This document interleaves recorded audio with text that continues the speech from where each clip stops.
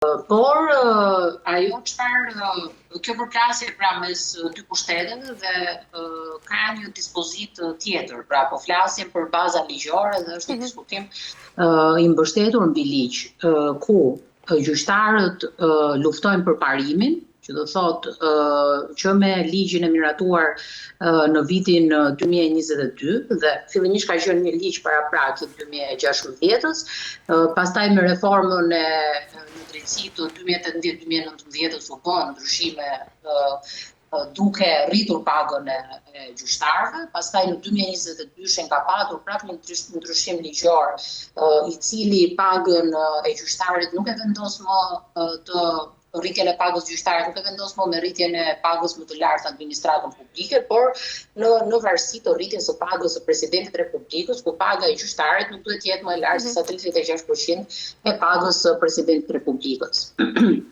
Por, duke qenë se ka patur dhe rritja e pagës presidentit të Republikës është më relative se sa ndryshimet e pagave të tjera, që mund të konsiderojmë këtu pagën e njësisë më të lartë të administratës publike, të sistemit bankar, për Bankës së Shqipërisë, apo edhe të instancave të tjera, atëherë çfarë ka ndodhur me pagat e gjyqtarëve? Ata nuk janë rritur në mënyrë proporcionale me pagat e tjera që janë rritur në administratë publike.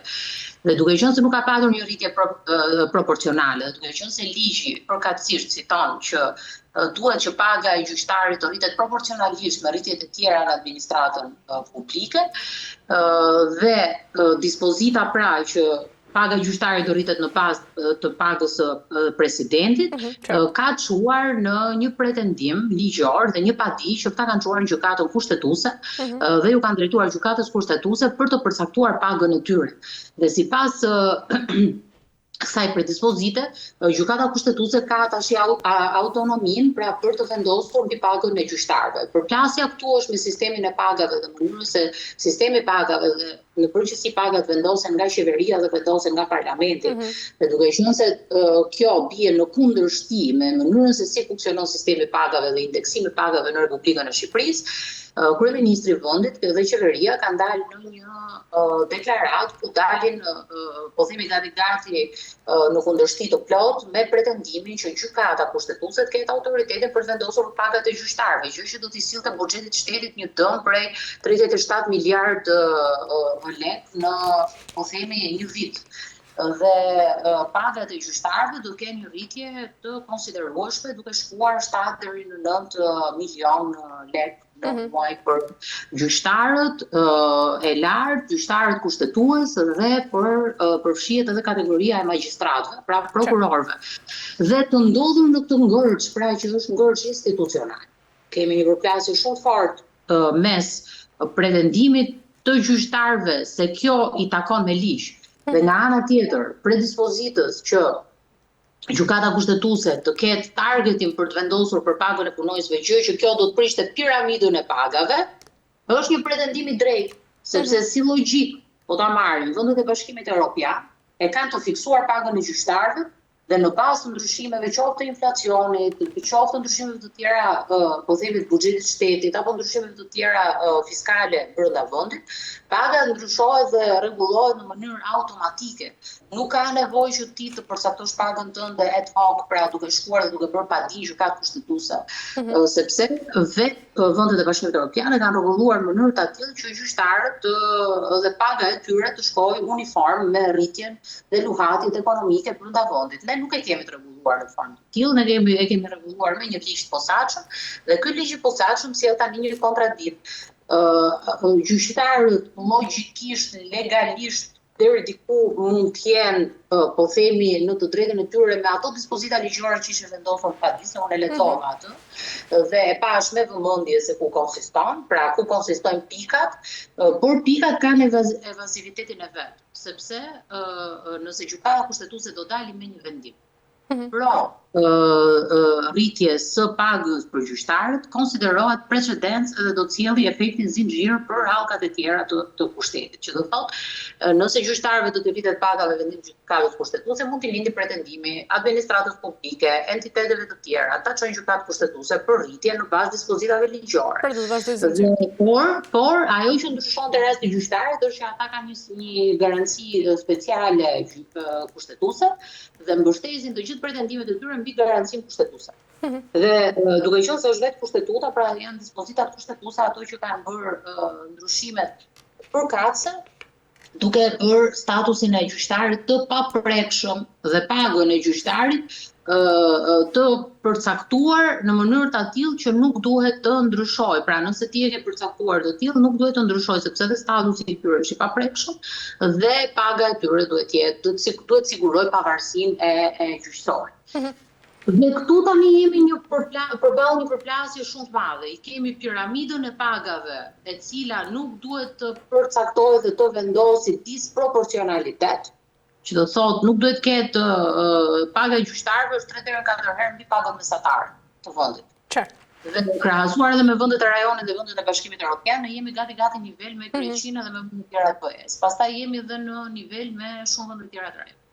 Dhe duke qenë në këtë pikë 3-4 herë paga më e lartë se paga mesatare, pretendosh edhe për një rritje ekstra, do çonte në disproporcionalitet me nivelet e tjera të pagave, referuar pagës mesatare dhe pagës më të lartë brenda administratës publike. Kështu që ky është diskutimi.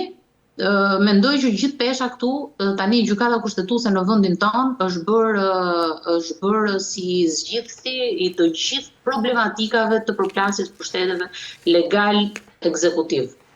Dhe gjykata kushtetuese, pra përgjegjësia këtu mbetet në gjykatën kushtetuese. Dhe dashje pa dashje, gjykata kushtetuese ka marrë rolin kyç për zgjidhjen e ngërçeve, qofshin institucionale, qofshin për përplasjes mes legales dhe gjyqësorit. Kështu që tu në këtë pikë të dy palët në farë mënyrë kanë të drejtë në pretendimet e tyre, qoftë ekzekutivi kur thotë disproporcionaliteti do na çonte në një problem shumë të madh, ndërsa pastaj kur vjen puna tek gjyqtarët, ata thonë që ne e kemi të mbështetur në dispozita ligjore. Këtu tani presim vendimin e gjykatës kushtetuese dhe shikojmë se çfarë zgjidhje do të japi ajo çështjes në Unionin Evropian, në Bashkimin Evropian kishte një zgjidhje që quhej zgjidhje ndërmjetme. Që do thotë ti të bësh një zgjidhje të mesme duke mos shkelur po themi dispozitat kushtetuese për gjyqtarët dhe nga ana tjetër duke mos prisur edhe hierarkinë dhe piramidën e pagave. Por se di se sa do të arrijë gjykata kushtetuese të aplikojë këtë po themi parimin e ndërmjetësimit në këtë pikë. Mirë, Arsita, për të mbyllur në sfond të gjithë kësaj përplasje, Shqipëria ndërkaq ndodhet ashtu si e dim tashmë në proces negociatash me Bashkimin Evropian, ku pavarësia e gjyqësorit pra është edhe kriteri kyç. A e ndihmon apo e dëmton këtë proces pra një përballje kaq e ashpër që po ndodh tashmë mes kryeministrit dhe gjyqtarëve? Atëherë, e rëndësishme është vendimarrja në fund. Do të thonë çfarë do të prevalojë në fond, sepse thuhet që nga përplasjet, nga konflikti ka produktivitet. Do të thonë prodhohet diçka në përgjithësi, por se si do të prevalojë dhe se sa do të afektojë kjo punën e pavarur të instancave të drejtësisë, kjo është thelbësore, sepse politika dhe ekzekutivi duhet të distancohen nga puna e drejt për drejt po themi e gjyqësorit. Kështu që në këtë qasje duhet që të lëmë të pavarur instancat e drejtësisë dhe t'i japim atyre një farë mënyre të drejtën që të funksionojnë me pavarësi. Kështu që se sa legjitime do të jetë kjo dhe se sa realisht drejtësia do të arrijë të bëjë punën e vet pa u ndikuar qoftë nga presionet politike, qoftë nga presionet e jashtme, këtu do ta tregoj vendimarrja në fund. Pra, nuk është ideja se ka përplasje apo jo, nuk është ideja se si shkon procesi. Ideja është vendimarrja në fund që do të lejojë apo jo që të prevalojë drejtësia. Aty ku kemi fakte dhe po themi element të drejtësisë që duhet ndjekur. Kështu që mund të them që nuk ka rëndësi se si e nis, e rëndësishme është si e përfundon. Do të thënë në çdo proces përfundimi është baza kryesore. Nëse ti ndjek një proces të rregullt ligjor, nëse ti në nivel legal e ke çuar çështjen përpara, ke ngritur akuzat, ke mbledhur faktet etj, dhe nuk je në gjendje si rrjedhoje këtij presioni të japësh një verdikt përfundimtar, atëherë i bie që për çfarë funksioni vetvete shërben procesi. Kështu që e rëndësishme është çfarë vendimare do të kemi në fund edhe me çfarë a do përballemi realisht me konsolidimin e kësaj drejtësisë së re, apo do vi drejtësia e re duke u shpërbër si rrjedhoje mos po themi përballimit të presioneve, pastaj çfarë roli do të kenë ndërkombëtarët në këtë pikë. Kështu që le ta shikojmë dhe t'i japim pak kohë për ta parë dhe për dalë dhe ne në një përfundim.